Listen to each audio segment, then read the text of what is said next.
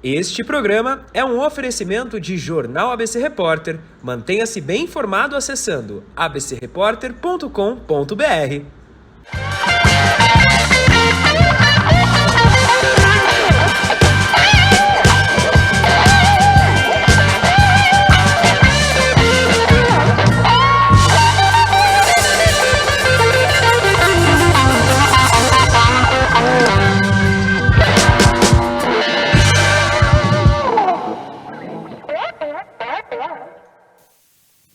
Boa noite, está no ar nosso programa Personalidades, trazendo as principais informações do dia e, logicamente, não só do ABC, mas também de São Paulo e do Brasil. Muitas vezes também temos notícias não tão boas como dizemos todas as semanas. E hoje um dia especial, pois teve um grave acidente na cidade de Diadema. Antes disso, quero apresentar aqui nossos convidados. Taka Yamushi, muito obrigado por vir aqui participar conosco e trazer boas informações, espero. Eu que te agradeço, Walter, muito obrigado pelo convite e parabenizar você por sempre fazer esse jornalismo sério, esse jornalismo que informa as pessoas com qualidade, e tenho certeza da maneira que você pratica essa vertente, e isso alegra muito a região, informando com qualidade as pessoas. Muito bem. Marcos Fidelis, muito boa noite. Boa noite. Fazia tempo que você não vinha aqui, né, Marcos? Olha, tô fazendo quase, acho que a última vez que eu participei de um programa aqui na Eco TV deve estar fazendo aniversário aí, um aninho pelo menos. Tem que falar pro chefe botar você pra trabalhar lá, que tá muita moleza essa história. Tô pedindo pro chefe, rapaz. Não, eu chego na rua e falo assim, pelo favor, me dá uma notícia, senão eu chego lá e o chefe me manda embora. Vocês fazem isso comigo, pô? Preciso. Mas não tem jeito. Vamos lá. Antes, vamos dar então essa notícia. Infelizmente, o prédio hoje desabou lá do supermercado em Diadema. Marcos deve fez a matéria e pode contar mais detalhes para nós. Pois é, Walter, Taka, boa noite a quem está nos assistindo. Infelizmente, nós iniciamos o programa de hoje com essa triste notícia. Como podem ver aí nas imagens, por volta das 4 horas da tarde, o teto do Vencedor Atacadista, ali na Avenida Casagrande, um bairro bem populoso, um mercado bem conhecido ali na região, acabou desabando. E, infelizmente, aí 11 pessoas foram feridas. Parte dessas vítimas foram levadas ali para o hospital, para o Pronto-Socorro Central, no Quarteirão da Saúde, outra parte para o Hospital Piraporinha e uma parte ainda encaminhada para o Hospital de Urgências de São Bernardo do Campo, devido à gravidade deste acidente. 7 viaturas do Corpo de Bombeiros foram encaminhadas ao local.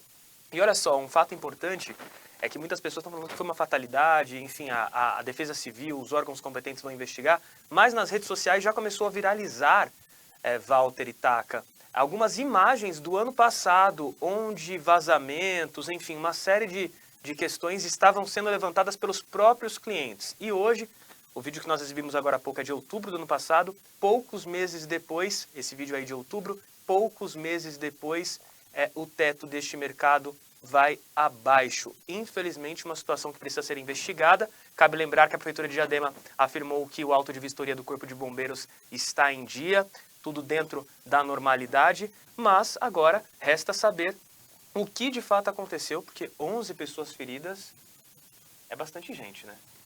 E eu vi também da questão que caiu exatamente na parte dos caixas, né? Que deveria ter mais pessoas normalmente naquele momento aglomeradas, né? Aglomeradas, não sei quanto tem de movimento ali, mas a probabilidade de ter mais pessoas em cima naquele momento onde caiu. Pois é, exatamente, né? Imagina, 4 horas da tarde, uma parte das pessoas ali saindo do trabalho, indo para o mercado, um momento de alto fluxo dentro daquele mercado, que já é um dos poucos grandes mercados ali daquela avenida. O Vencedor Atacadista é um mercado grande do bairro, onde muitas pessoas procuram aquele espaço. Aliás, Taka, que é do Casagrande, né? Conhece bem ali a região, sabe bem a quantidade de pessoas e a quantidade de pessoas que frequentam este mercado, esse supermercado ali na região da Avenida Casagrande. Sem dúvida, um ponto importante, um mercado importante para a região. Já de antemão me solidarizar com as famílias, com as vítimas e que tiveram feridos lá, né, 11 feridos. E de toda forma ficar investigar, né, esse fato e apurar as responsabilidades sobre o fato. E você estava comentando que tinham dito que estavam passando por manutenção, passaram pouco tempo de manutenção. Eu deduzo isso, né, em virtude da próprios equipamentos que estavam no local. Então, creio que há pouco tempo, ou se não, ali estavam tendo algum tipo de manutenção, alguma coisa do tipo. Houve relatos onde pessoas comentaram que, em virtude da ciclofaixa que está sendo implantada pelo estrangulamento da Casa Grande, infelizmente, que ocorre ali na região, que o mercado teve que se readequar. É claro que são relatos informais ainda, que acho que vale a pena apurações. Bem, Taca, vamos lá. Quem que é o Taca? Poxa, Taca é uma pessoa que acredita muito, né, na política como uma ferramenta transformadora. Morador há 42 anos da cidade de Diadema, no bairro do Casagrande, e a gente vê com muita esperança a nossa cidade de Diadema, uma cidade abençoada, uma cidade logisticamente privilegiada, e a gente vê, Walter, a oportunidade dessa cidade crescer, dessa cidade estar à frente do seu tempo. E o Taca é essa pessoa que acredita e vai acreditar a todo momento que Diadema realmente tem uma esperança. Taca é engenheiro. Taca Engenheiro nasceu do sonho de um menino de construir as coisas, de ter a paixão pela construção civil, e hoje, graças a Deus, né, mais do que uma paixão, é uma profissão que nasceu ali muito, né, pelo incentivo dos meus pais, mas hoje, como secretário dentro na capital de obras, e também a oportunidade que já tive como secretário de Ribeirão Pires, a gente poder transformar através das construções a vida das pessoas. E acho que essa é a maior missão, Walter, é trazer através dessa transformação, das oportunidades que a vida nos traz, essa relevância, né, e responsabilidade, acima de tudo, na vida das pessoas. E acho que essa missão, como engenheiro, ela vem sendo transformar a vida das pessoas. Taca, quando se fala em São Paulo, tudo é grande. Não tem, né, a condição de comparação, tudo é muito grande. E você acaba sendo secretário de uma das pastas mais importantes de obras de São Paulo, presidente da SP Obras. Além do orçamento, além do número de obras, além do número de funcionários, além de tudo isso, tem a questão humana também. Apesar de ser tudo construção, tudo concreto, tem um lado humano. Como que você vê você tomando de conta de todo esse processo e saber que você tem que ver também o lado humano da sua pasta? Olha, é um grande desafio. Primeira coisa, a gente sabe que São Paulo hoje é uma das maiores metrópoles do mundo, a maior metrópole da América Latina, e a gente vê isso com muita responsabilidade. Quando a gente administra milhares de obras, isso faz com que a nossa responsabilidade sobre a vida das pessoas aumente cada vez mais.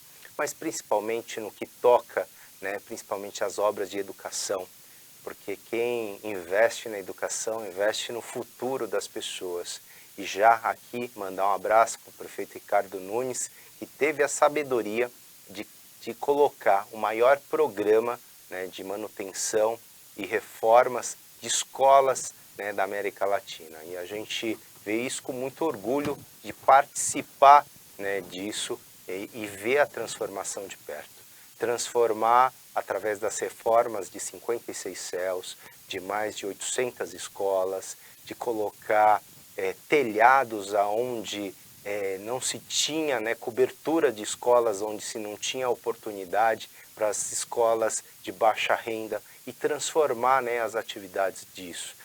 Ver que o jovem da periferia, ela pode realmente ter o mesmo direito que o jovem, né, do centro. E isso faz com que a gente tenha uma nobre missão também que passa pela mobilidade urbana, onde a SP Obras hoje ela executa vários corredores de ônibus. Temos o corredor Imirim, corredor Amador Bueno, corredor Itapecerica, entre outros que estão breves, né, da sua ordem de início, como o corredor Interlagos, o BRT Radial Leste, o BRT Aricanduva, que recentemente já foi para licitação, grandes piscinões que a gente possa aqui trazer soluções de drenagem, né, para a vida das pessoas, o Moca, o Morro do S, o Machados e várias outras obras, né, de infiltração que fazem parte desse cotidiano da São Paulo. E a gente O duro é guardar tudo isso na cabeça, hein? Não, mas isso daí é uma vivência tão próxima, né? Que além disso a gente vê, Walter, mais de 1 bilhão e 600 milhões sendo investido em pontes e viadutos. Jamais na história de São Paulo já se viu essa grandeza de números. Números que muitas vezes as pessoas que transitam por lá, as mais de 7 milhões de pessoas que transitam por lá, muitas vezes não dá conta, né, das patologias, ou seja, as doenças do concreto que as pontes e viadutos têm. Mas quando se colapsa, assim como lá atrás a gente teve alguns episódios onde algumas pontes elas cederam por falta de manutenção, a gente percebe a velocidade de São Paulo, a importância que cada viaduto tem. E hoje, né, a gente ter dentro do nosso bojo profissional, essa manutenção, essa importância que o prefeito Ricardo Nunes traz, né, para a capital, na velocidade e qualidade que ele coloca, é motivo de muito orgulho para a gente poder presidir a maior empresa da América Latina em relação à construção. Eu vi, inclusive, uma reportagem outro dia, que é aquela questão da tecnologia agora para, juntar, unir os pedaços da ponte, né, que não vai ter mais o barulho. É isso? Além do barulho, tem mais alguma coisa que influencia, né? Hoje, dentro das pontes e viadutos, a gente tem diversas patologias. E quando a gente fala de patologia, para você que nos assiste hoje, são as doenças que dá dentro da construção civil, ou seja, uma rachadura, uma trinca, a falta de uma junta de dilatação. E quando o Walter menciona bem isso, você tratar a ponte com cuidado. As pontes elas têm uma união e dentro dessa união, se a gente não tratar bem essa junta de dilatação, quando você passa, traz aquele barulho incômodo. E a gente poder reforçar essa junta, usar novas tecnologias para a gente unir. Além disso, todas as pontes, né, têm estrutura biapoiadas, ou seja, tem pilares e as pontes são apoiadas para não ter um movimento torsor, ou seja, uma linguagem um pouco mais técnica. Mas na prática você tem amortecedores, você tem aparelhos de apoio que elas minimizam esse impacto e trazem, além de um conforto maior, mas uma durabilidade à obra muito maior.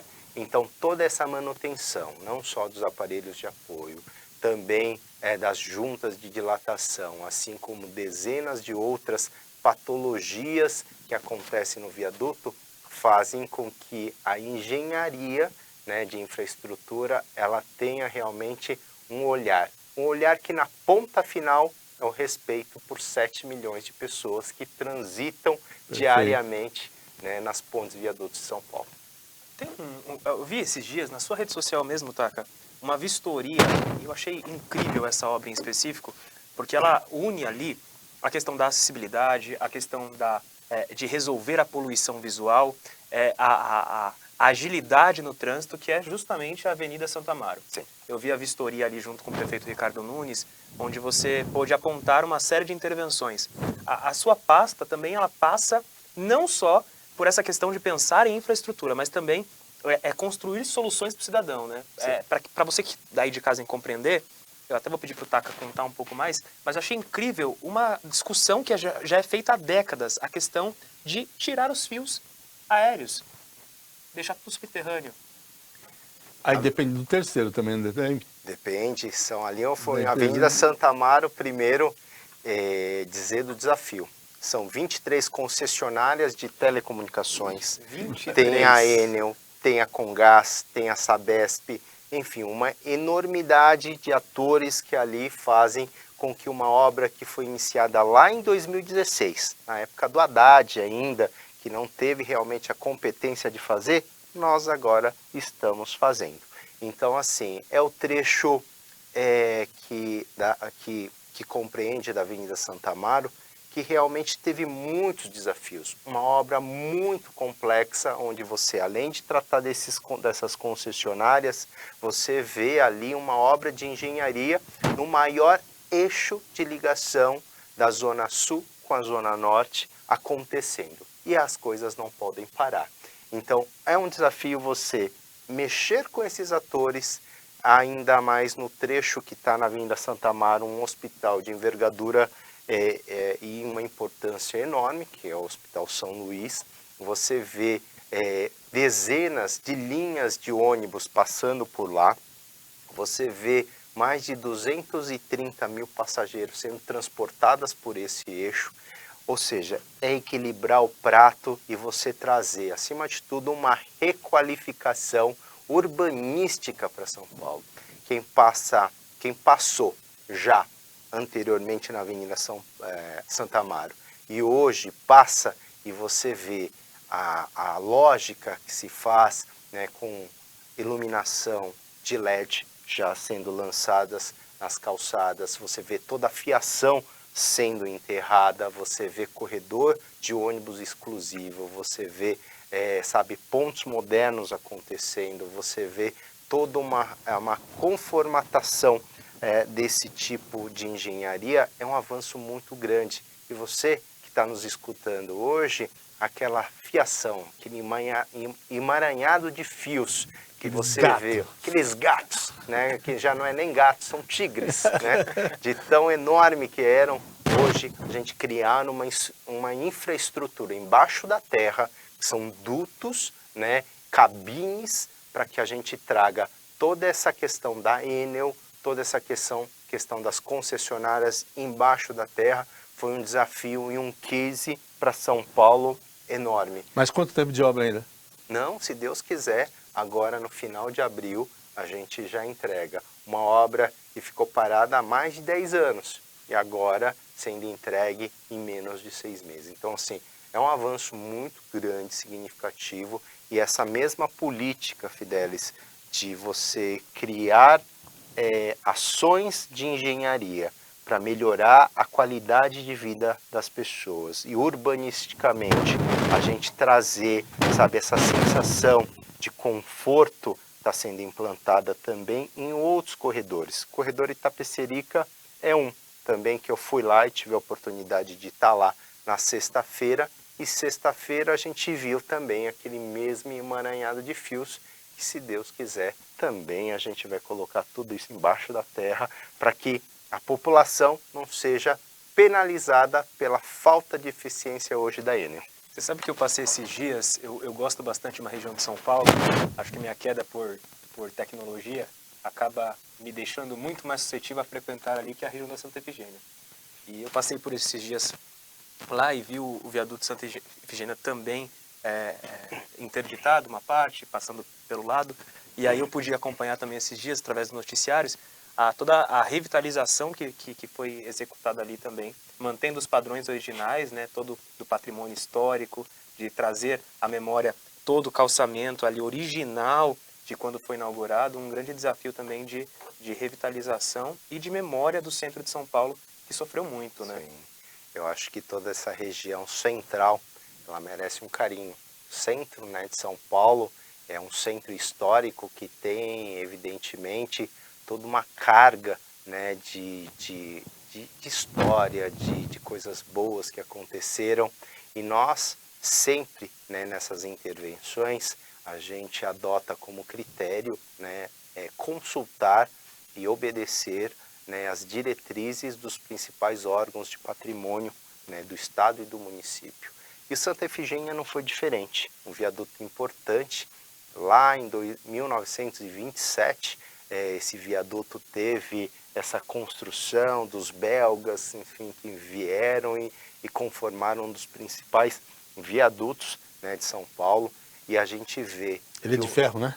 Ele é totalmente de ferro, né, estrutura metálica, e nunca, né, se viu um restauro como esse. O Santa Efigênia, o viaduto Santa Efigênia hoje, não só Na parte de cima, Fidelis, que você pôde acompanhar, é todo o restauro do ladrilho, né, de forma original, nas mesmas peças, nas mesmas dimensões, e hoje, além disso, recebe toda uma carga de impermeabilização, de reforço de laje, ou seja, um serviço sim, que jamais foi visto. E embaixo também, na estrutura metálica, sendo recomposta, sendo reformada, sendo restaurada, né, inclusive na mesma coloração aonde originalmente foi feito. Então, assim, um trabalho muito cauteloso, um trabalho de muito cuidado, assim como o morador, né, de São Paulo merece. Quando eu falo morador de São Paulo, o estado de São Paulo, porque a gente sabe que isso daí é um patrimônio, né, da cidade, do estado, e assim como o viaduto Santa Efigênia, outros viadutos, né, também vão sofrer, como o viaduto do Chá também, vão sofrer esses tipos de intervenção, transformando e recuperando, restaurando na mesma originalidade. Isso que é bacana, né, transformar a história viva de São Paulo em exemplos, né, numa consolidação da grande metrópole e que São Paulo merece. Taca, vamos trazer a história aqui para nossa cozinha, para o nosso quintal. Vamos fazer primeiro uma comparação, já assim. Quanto que é o orçamento da secretaria? E a gente fala em 9 bilhões em contratos. Quanto é o orçamento de Diadema? Está tirando por volta de 2 bi por ano. Vai fazer falta, hein? Não, É muita diferença. Mas a gente sabe que além de números grandiosos que a secretaria tem, hoje o que a gente carrega no peito, no coração, é a nossa missão de resgatar vidas. São 398 mil pessoas, segundo o último censo, que a gente tem a missão, né, de trazer qualidade de vida para essas pessoas, tem o compromisso de responsabilidade com essas pessoas, de resgatar a dignidade dessas pessoas. Isso não tem um valor. O orçamento em si são números, mas só que vidas, elas transpassam isso, transpassam essa vontade, né, de a gente querer fazer bem para a nossa cidade, a cidade que eu vivo há 42 anos, na mesma rua, no mesmo bairro, na mesma casa, e a gente sabe que isso faz com que a gente tenha uma obrigação ainda maior com a cidade. Uma cidade, sabe, de oportunidades que meus pais lá atrás tiveram, né, como imigrantes, esse acolhimento de Diadema, assim como milhares de imigrantes que vieram dos mais diversos pontos do país, encontrar em Diadema uma terra de oportunidade, uma terra, sabe, uma cidade que possa tê-los acolhido. Isso faz com que hoje a gente queira retribuir, né, com todas as condições e toda a experiência profissional que a gente adquiriu ao longo desses anos. São mais de 27 anos, né, de experiência administrativa na área privada, na área pública, como secretário de obras em Ribeirão, agora, né, como presidente da SP Obras, e a gente vê a nossa missão, né, de trazer essa dignidade para a vida do diademense. Com essa experiência que te trouxe nesses anos na secretaria, o que você acha, sentir que você, como administrador, diria assim, o que é que precisa mudar? Porque eu não consigo imaginar uma pessoa que é eleita, que usa o maior cargo da cidade, que ele não queira realizar. Então, levando para Diadema, se tem toda essa formação, se tem esse recurso, se tem gente trabalhando, por que não funciona? Olha, primeiro a gente tem que ter uma visão aonde a gente tem que ter os ouvidos atentos às necessidades das pessoas. E muitas vezes falta isso no gestor, falta escutar, falta estar mais próximo à população. E a gente vê isso que acontece em Diadema. Né? Diadema hoje, ele pede saúde, ele pede segurança, ela pede uma boa educação, e ao contrário disso a gente vê uma administração que falha nesses conceitos. A gente vê uma saúde, você várias vezes, sabe, pôde presenciar isso, pessoas nos corredores dos hospitais, falta de medicamentos, falta de médicos, pediatras, você vê uma segurança onde o trabalhador é impactado com uma surpresa, onde é furtado, é roubado, né, seus bens nos pontos de ônibus, quando ele vai ao seu trabalho, a incerteza, né, da mãe, do pai, quando uma criança ela vai para a sua escola e não tem a certeza, né, desse retorno. Quando a gente vê esse tipo de coisa acontecer, Walter, é a falta da sensibilidade do gestor de escutar. E a gente sabe que Diadema hoje é feita de muitas necessidades, mas só que principalmente, sabe, essa questão que acontece hoje com a taxa do lixo, sabe, acho que foi um tiro no pé, porque a população mais carente, e a gente sabe que muitas vezes tem 2, 3 relógios de água, porque moram ali a sogra, o enteado, o irmão, e a gente vê que é cobrado 2, 3 vezes a taxa do lixo. E agora, pelo consumo, né, de água que acontece nos relógios. Então é uma forma muito injusta de punir as pessoas, de você trazer uma vontade de arrecadação sem fazer nada, em virtude do detrimento no sofrimento das pessoas. Qual seria a forma mais justa? A forma mais justa era a forma que era praticada, que era por inscrição imobiliária por metro quadrado, porque você tinha uma maneira de se planejar. E a gente vê que isso não ocorre, porque isso, além de prejudicar as pessoas que hoje não têm o direito de cozinhar o seu feijão, de lavar sua roupa, porque é cobrada a taxa do lixo, você vê o afugentamento, né, das indústrias, né, de Diadema. Então hoje a maior franquia que se tem em Diadema é o Aluga-se, por falta de incentivo hoje em relação a políticas públicas de desenvolvimento econômico. E quando a gente traz isso, infelizmente a gente não escuta, né, esse apelo das pessoas, e aí chega no ponto central da sua pergunta. Quando não se tem a comunicação, o entendimento por parte do gestor, pela falha de conectividade com as pessoas, por falta de conexão com as pessoas, acontece esse tipo de aberração.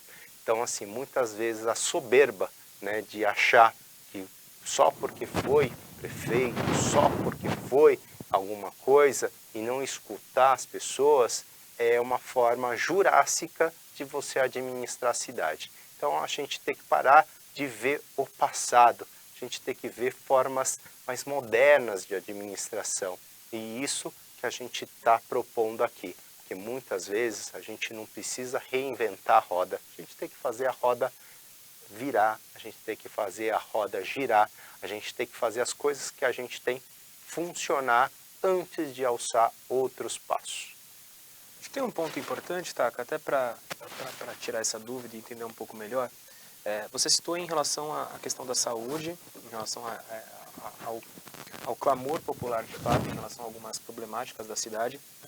E falando especificamente sobre a saúde, o ABC Repórter noticiou recentemente algumas questões em relação ao Hospital Piraporinha, que enfrenta uma grande novela aí desde a última gestão. Nesta gestão ainda segue os mesmos problemas crônicos em relação à falta de infraestrutura, a ser um prédio que é de propriedade do governo federal, do INSS, enfim, uma série de problemas que acabam fazendo com que aquele hospital não tenha as condições básicas de atender o morador, que todos os dias envia para o repórter um monte de reclamações, enfim, e-mails, enfim, de todas as maneiras, através das redes sociais, nos indicam problemas dentro do Hospital Piraporinha. Uma frase sua que você acabou de mencionar, que não é necessário reinventar a roda, é necessário fazer a roda girar. Neste caso da saúde especificamente, um dos grandes projetos e dos grandes anúncios da atual gestão foi justamente a construção de um novo hospital. Hoje nós temos em Diadema o Quarteirão da Saúde, que funciona como um pronto-socorro, nós temos o Hospital Municipal do Piraporinha, e nós temos algumas UPAs, nós temos a UPA que estão em funcionamento. qual que seria a principal estratégia para a gente conseguir, de fato, fazer essa roda girar sem a necessidade ou com a necessidade da construção de um equipamento? Como que você avalia essas diretrizes adotadas?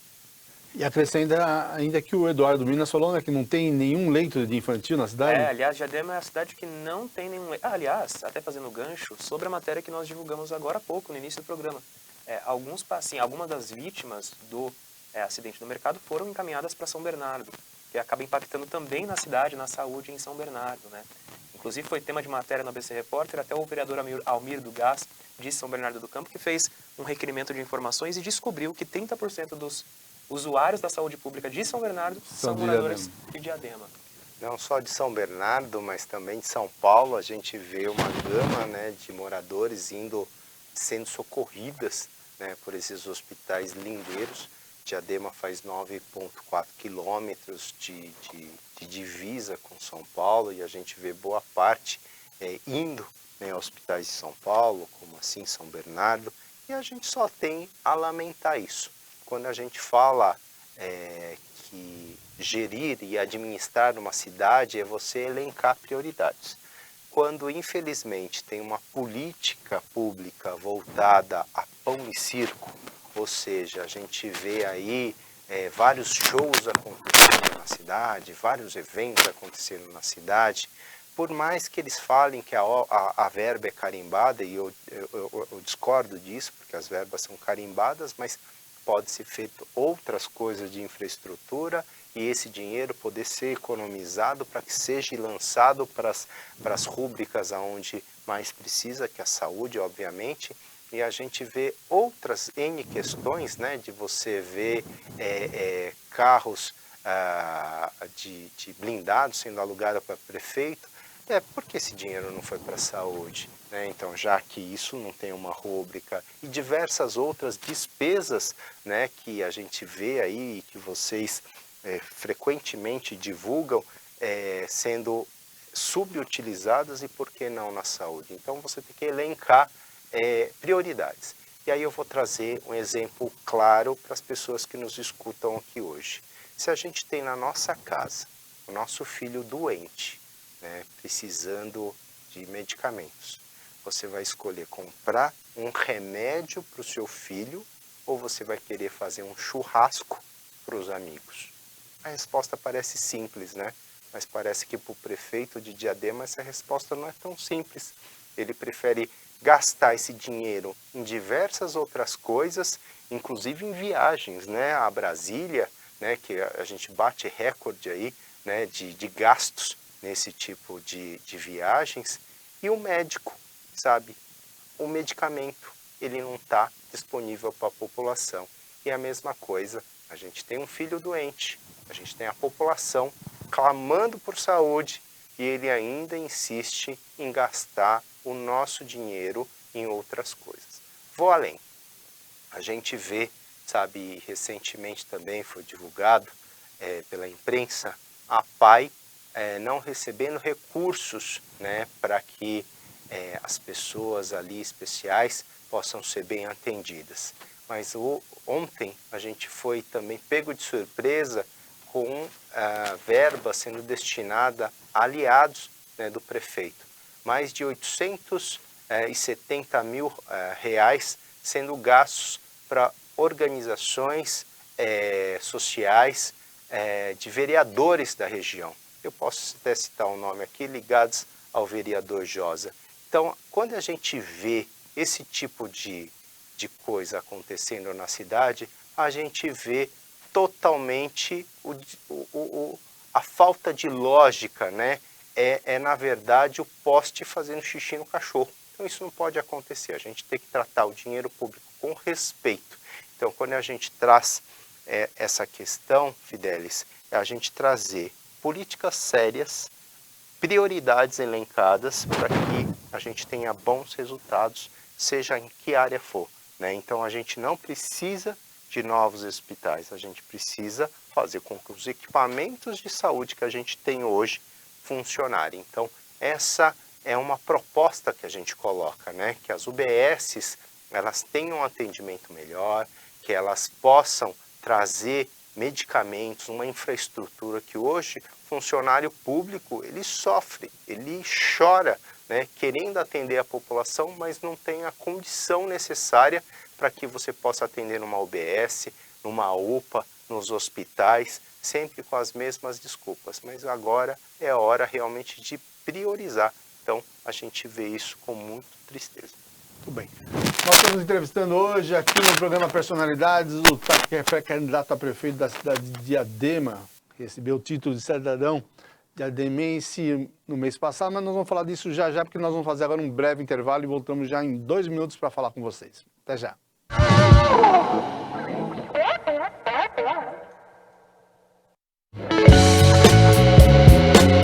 Restaurante Sete Mares, referência em frutos do mar.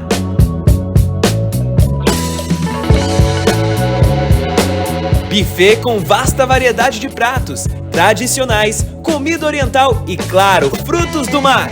Venha com sua família, espaço kids para as crianças e estacionamento próprio. Estrada das Lágrimas, 1816, em São Caetano do Sul.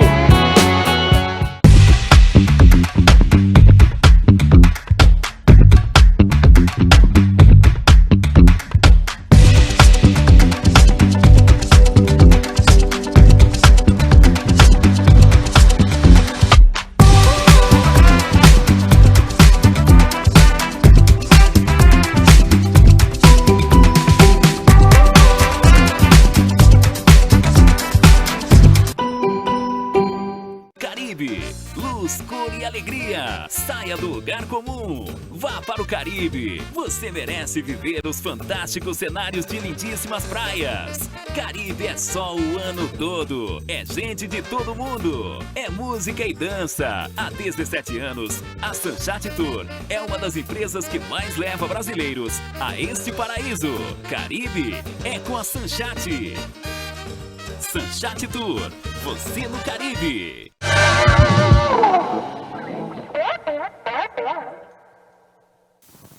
Estamos de volta no programa Personalidades, hoje com a participação do Taca e também do jornalista Marcos Fidelis, do ABC Repórter. Marcos, você disse que tem um vídeo especial hoje para mostrar para os nossos telespectadores? Nós temos aí a biografia do Taca Yamauchi, contando um pouco da história dele. Acho que é legal compartilhar, para você que está chegando agora, acompanhando a partir desse segundo bloco, saber quem é o nosso entrevistado e também conhecer um pouco mais da história de Taca Yamauchi, presidente da SP Obras. Roda! Em 12 de maio de 1978, em São Bernardo do Campo, nasceu Takaharu Yamauchi, o nosso Taka, filho único dos imigrantes japoneses Keiko e Mitsui Yamauchi, que buscaram no Brasil um país promissor para realizar os seus sonhos. Em 1981, escolheram a cidade de Diadema para formar o seu lar e crescerem profissionalmente. Mora desde os 3 anos de idade na mesma rua, no bairro Casa Grande. Iniciou sua vida estudantil na Escola Estadual Pública Olga Fonseca e terminou o ensino fundamental no Instituto Educacional Manuel da Nóbrega, o IEMANO. Apaixonado desde criança pela arte de projetar e construir, cursou Engenharia Civil, com ênfase em transportes, na FEI, Faculdade de Engenharia Industrial, onde se formou aos 21 anos. Com o intuito de buscar melhorias administrativas para a empresa da família, fez especialização em administração pela FIA, Fundação Instituto de Administração, e pós-graduação em gestão pública pela PUC, Pontifícia Universidade Católica de Campinas. Desde muito jovem, é dedicado ao trabalho. Na empresa foi de ajudante de produção à diretoria administrativa.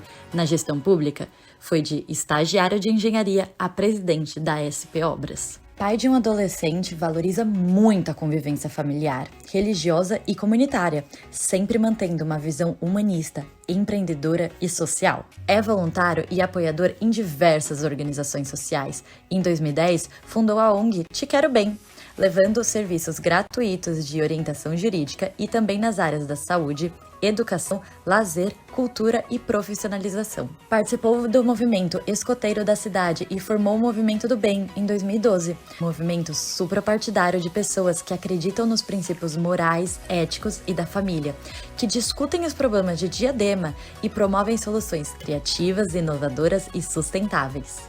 Se candidatou ao cargo de prefeito de Diadema pela primeira vez em 2016, sendo a grande revelação da região com 23.518 votos, 12,06% do eleitorado.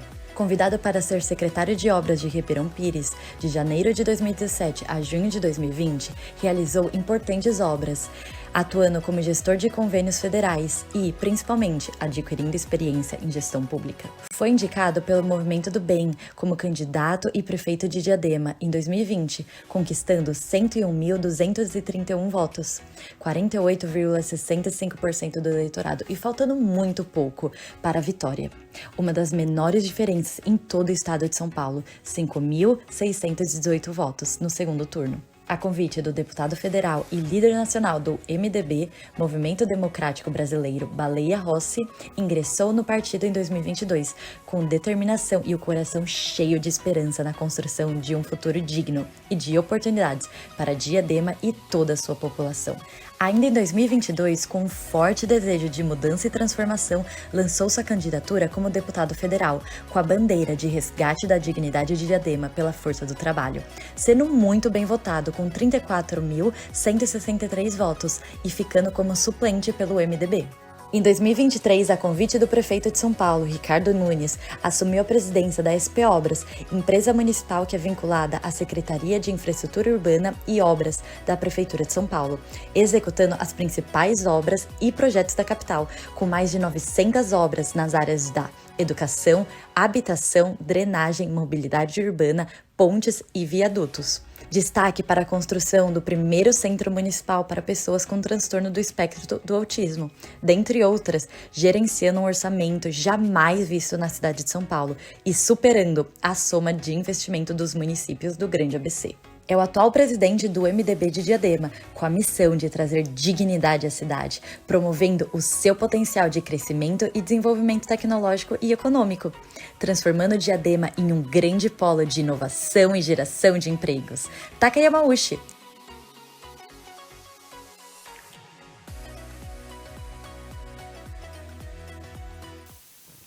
Bem, durante a exibição aqui a gente estava recebendo informações aí dos telespectadores e também perguntas.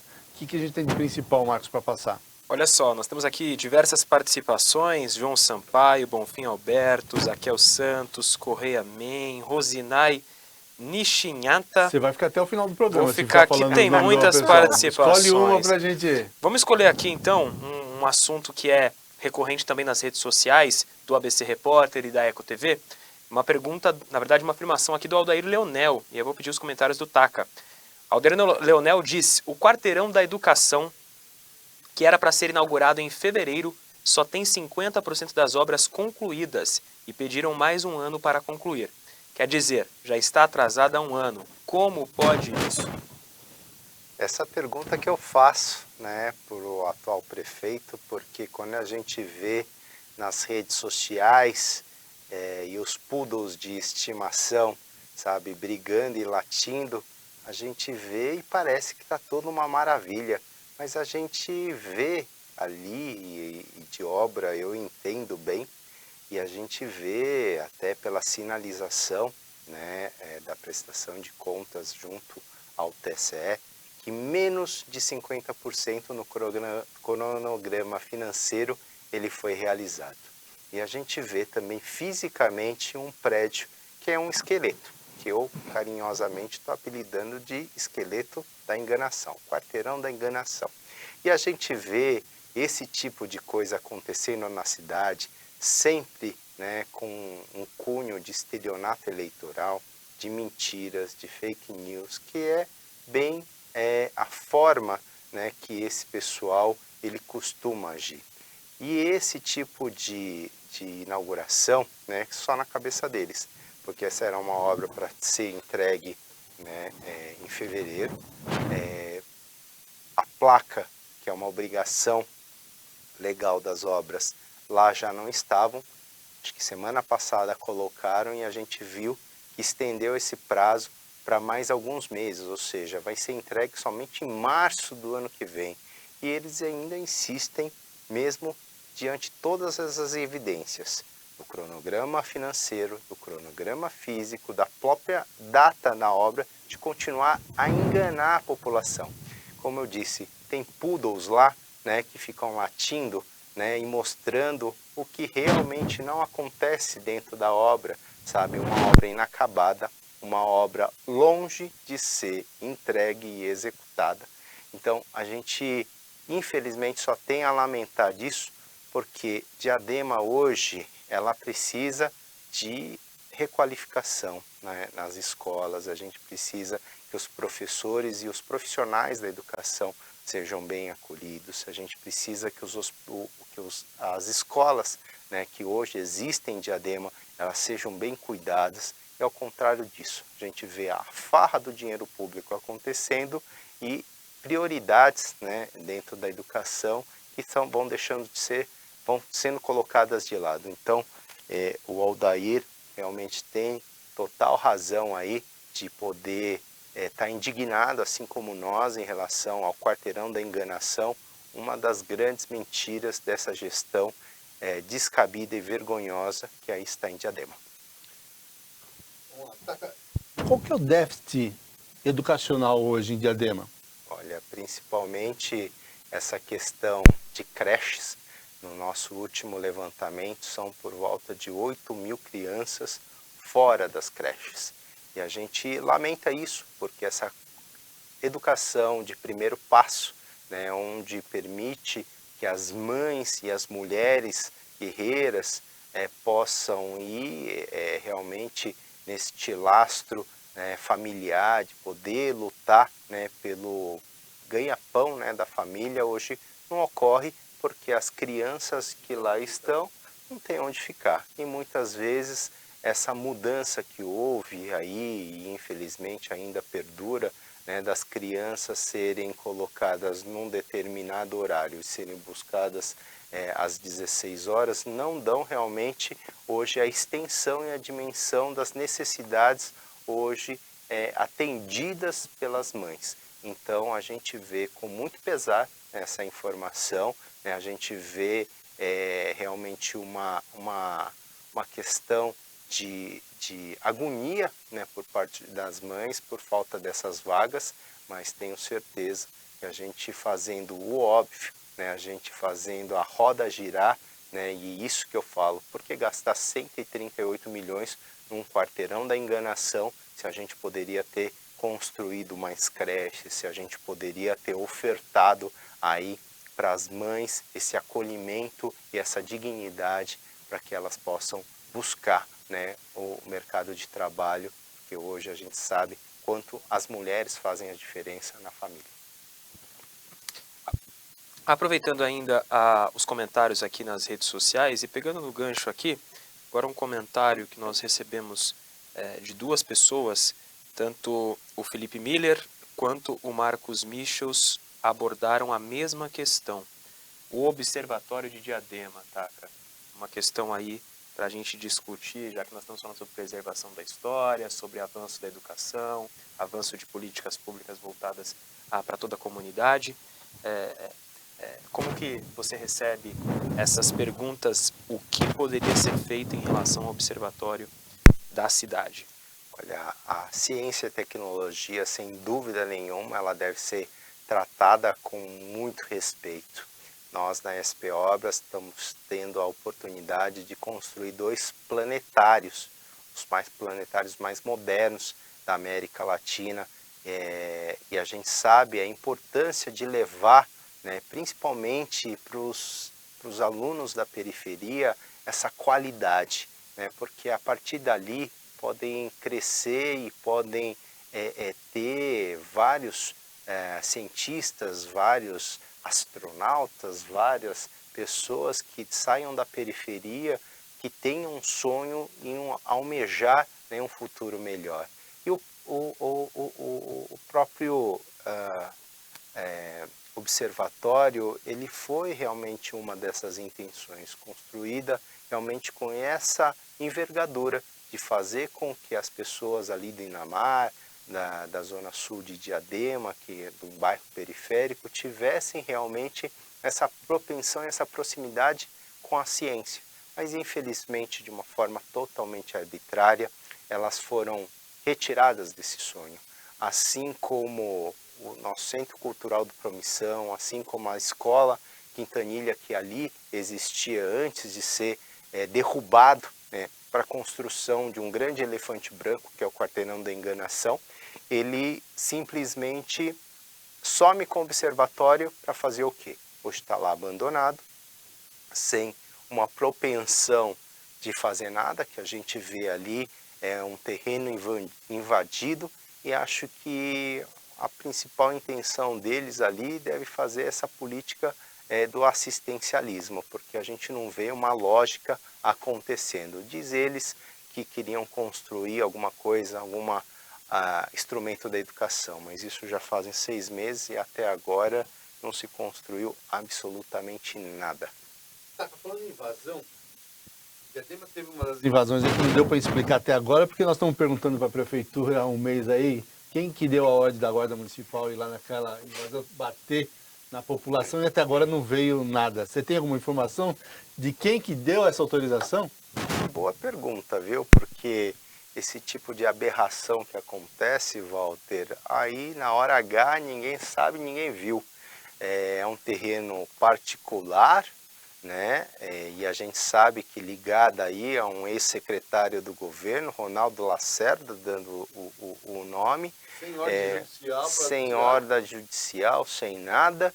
E a gente vê o uso da máquina pública, né, para uma atuação num setor particular.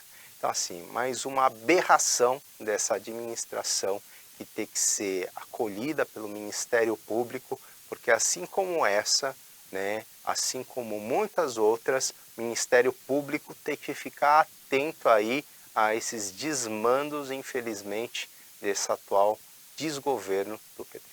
Aliás, um ponto, até para complementar essa questão da área que foi invadida, a associação que é hoje, que teoricamente detém a propriedade daquele terreno, é a mesma entidade que foi denunciada por receber verba da prefeitura e da ligação com o Ronaldo Lacerda. Então, o ex-secretário de Habitação, que foi recentemente lembrado nessa questão deste envio de verbas para a associação a qual ele era ligado, é a mesma associação cuja propriedade é deste terreno que foi invadido. Parece ser uma questão diária, né? Porque agora tem a questão do Josa também, que está nessa história das ONGs também. Você vê aí 240 mil reais que foram atribuídos a essa organização em pró-moradia, ligada a esse ex-secretário de Habitação. Olha que correlação. Você vê esses 870 mil reais sendo enviados, né, a essa ONG ligada ao vereador Josa Queiroz, e a gente vê aí, sabe, nas redes sociais o tempo todo essas pessoas tentando justificar o injustificável, mas espero aqui publicamente que o Ministério Público tenha uma atuação veemente sobre esse tipo de questões que realmente envergonham a cidade, porque enviar dinheiro para aliado político é no mínimo descabido, para não falar irregular. E outra, a APAI, uma entidade séria, estava realmente sendo cortada as verbas lá, Fidelis, em relação à falta, né, de recursos. E aí a gente vê a verdade acontecendo e os recursos sendo destinados aí para essas entidades ligadas, né, a esses ex-vereadores, a esse vereador e a esses ex-secretários. Entrando diretamente na questão da associação municipal, você como pré-candidato a prefeito, qual que é a sua visão assim de um vice perfeito para você? Perfeito ou que cabe dentro do seu projeto? Olha, acho que é uma excelente pergunta, e a gente, para ser mais assertivo nessa questão, Walter, a gente é muito pragmático, a gente usa muito a ciência das pesquisas para que a gente possa trazer este complemento a nós, mas com certeza, uma pessoa que tenha a mesma filosofia e o mesmo pensamento que nós. Nós, quando entramos na vida pública, sempre balizamos, né, em cima de pilares éticos, morais, de equidade, austeridade, de excelência pública, e essa pessoa também deve seguir os mesmos critérios, independente da sua força política em relação ao processo. A gente teve aí em processos passados pessoas que não tinham um resultado pífio, né, politicamente, mas só que seguissem os mesmos processos ou as mesmas pilares que nós. E hoje a gente também faz essa mesma consulta pragmática para que o nosso vice ele possa complementar as nossas ações, para que a gente tenha, acima de tudo, sabe, essa resposta que Diadema precisa. Ainda nessa questão do vice, né? Hoje nós temos um arco de aliança aí, tá? Que eu gostaria que você contasse um pouco dos partidos que estão nesse projeto. E aí, instigando um pouco mais essa questão do vice, só para te perguntar se existe algum direcionamento partidário ou algo do tipo, alguma construção que já está em caminho? Não, existe, obviamente, sabe, primeiro, uma grande aliança, né, pela democracia, uma aliança pela dignidade, e a gente vê nessa construção desses 12 partidos que compõem hoje o Movimento do Bem, sabe, um bem comum, que é a cidade de Diadema. Então, quando a gente regionalmente traz vários atores para que a gente possa complementar e somar forças, a gente tem, acima de tudo, essa intenção de resgatar a dignidade da nossa cidade. E essas tratativas em relação ao partido, né, a gente está já estreitando algumas possibilidades e creio que, assim como nessa conjuntura de pesquisas versus a conjuntura, realmente nesse legado...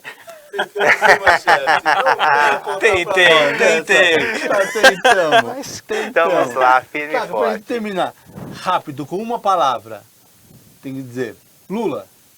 Bandido. Ricardo Nunes. Um grande transformador. Felipe. Um estelionatário. Meu Deus do céu, esse foi direto agora, tá vendo? Ficou mais fácil, né? Foi tudo bem. Taca, muito obrigado pela sua participação, está estourando nosso tempo. Espero que você volte em breve e traga mais notícias, inclusive do que você gosta de cozinhar, que não deu nem tempo de perguntar hoje, né? Mas queremos vai ficar saber. Para outro dia que está muito rápido. Obrigado. Arroz Taca. e feijãozinho com ovo é a melhor dica. Muito bem, obrigado. Você nos acompanha aqui sempre. Não esqueça que pior do que não ler jornal é ler apenas um jornal. E amanhã a manchete aí, teto do mercado desaba e deixa 11 feridos em Diadema. É uma pena. Até a próxima segunda-feira e muito obrigado. Até mais.